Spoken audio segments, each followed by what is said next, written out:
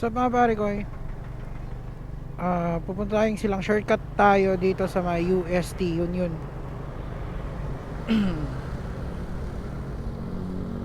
Pwede din dito papuntang Cavite, pwede din dito papuntang Tagaytay. Ayan, UTS Boulevard. Ayos man.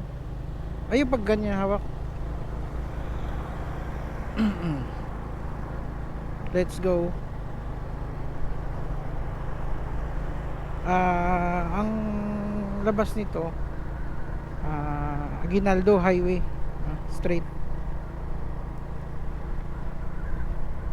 Ang maganda dito is walang masyadong traffic.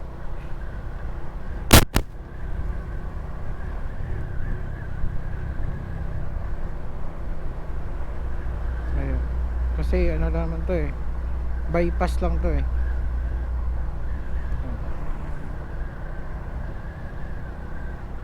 ito yung meaning ng UTS, Union Theological Seminary. UTS. May paggabi dito maliwanag din naman kasi may mga poste naman at paro-paro. Yan, yung mga paro-paro na yan is lantern yan, no? Malaking lantern. Ayun, yung iba ay ilaw na. Yan. Kasi ano pa lang ngayon 5:30 pa lang kaya medyo maliwanag pa. Ganda daanan dito. Kahit gabi safe naman. Okay na to, Han, huwag mo na hawakan. Dito ko na nahawak sa akin. Yan.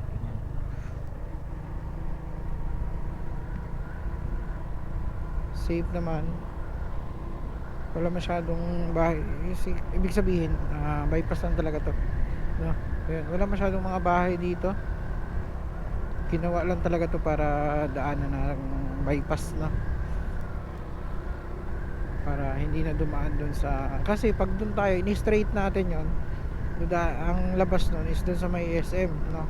Aguinaldo din yung labas nun kaso traffic dun medyo traffic dun. Ito na yon.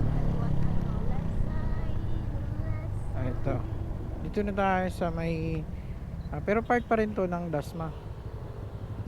Ito na yon, ito yung dulo nito.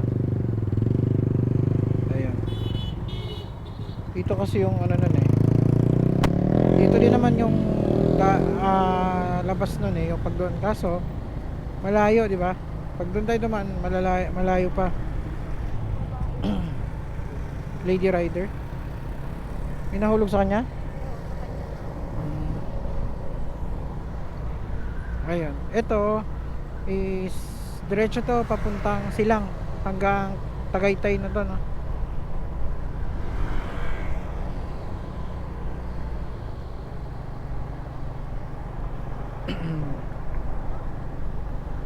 Nakaraang vlog ko is dito din ako nun, pabalik naman ako dun, pauwi ako. Kasi malaputik kasi doon sa open, pag doon ako dumaan sa may De Fuego, maputik kasi doon, mga pare ko kawawa si Uno doon.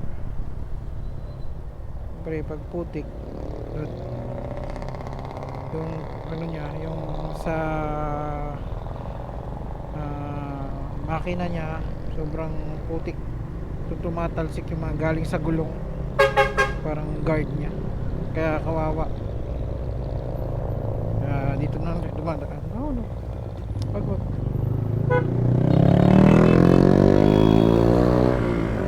Ito pala ang dahilan.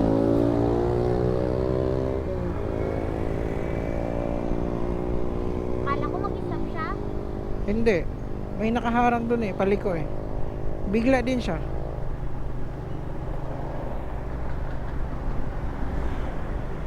Kasi nga yung isa nakatiwangwang doon, paliko. Tapos may nakaharap pa sa harapan, no? Hindi, nabigla siya, nabigla din tayo. Kasi akala ko didiretso na siya Nag-stop pa siya no?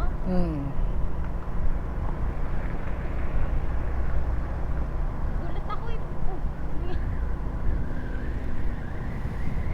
Dasmariñas. Ang ganda talaga ng Dasmariñas. Kaya kailangan dapat lagi kang alerto pag Maging alerto talaga tayo sa lahat ng bagay pag nakamotor tayo.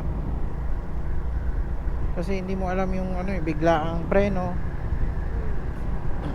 Lalo na 60 yung takbo mo. Hindi mo na pwedeng ano yan. Biglang brake yan, tilapon ka yan. Kaya ang style mo dyan, pitik-pitik lang sa brake para mag-minor. Eh paano pag maano na, hindi alanganin na, di ba? Kaya yung iba nadidisgrasya sa ganyan eh.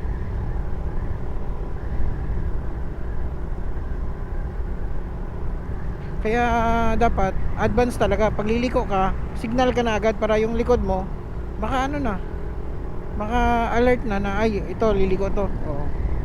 Makapag minor na.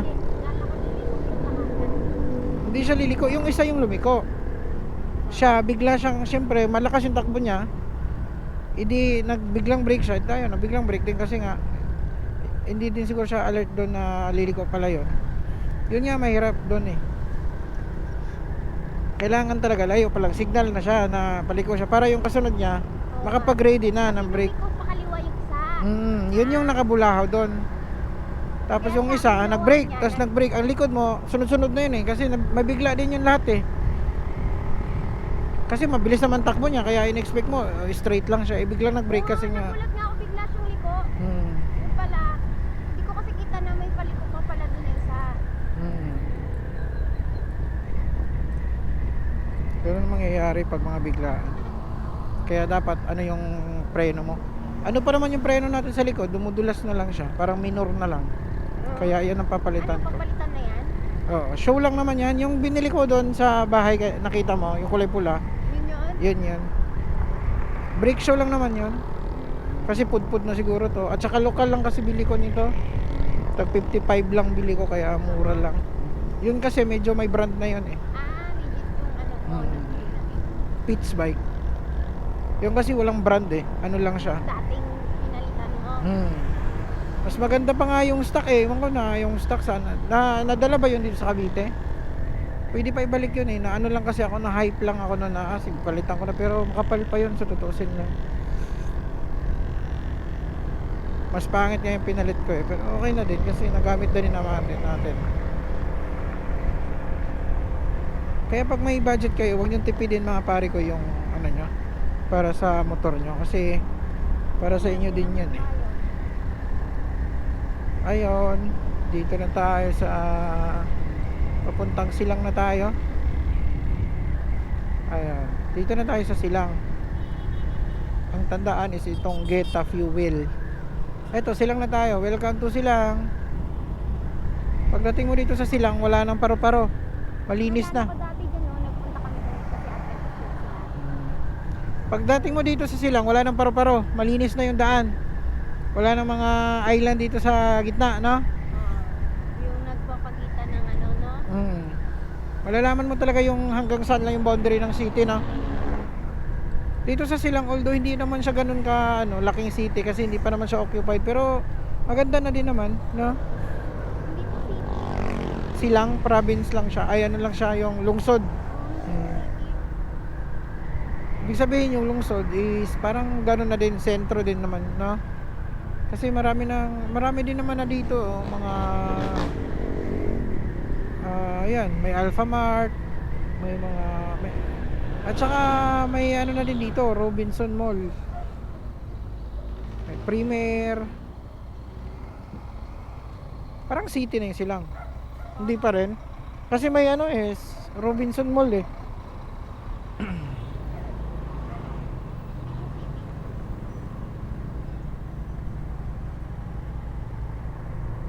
Dito sa Silang, maraming dito campsite, no?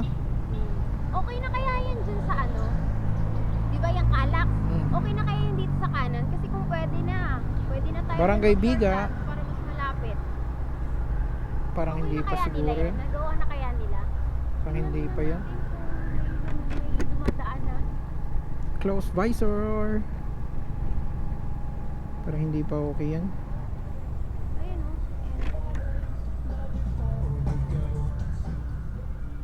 May dali na din dito.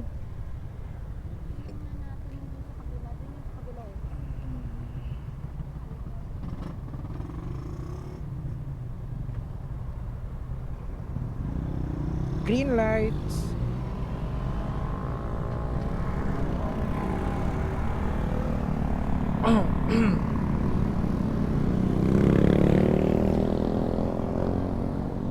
Ito yun. Asan ba yun? Tayo sa kabila.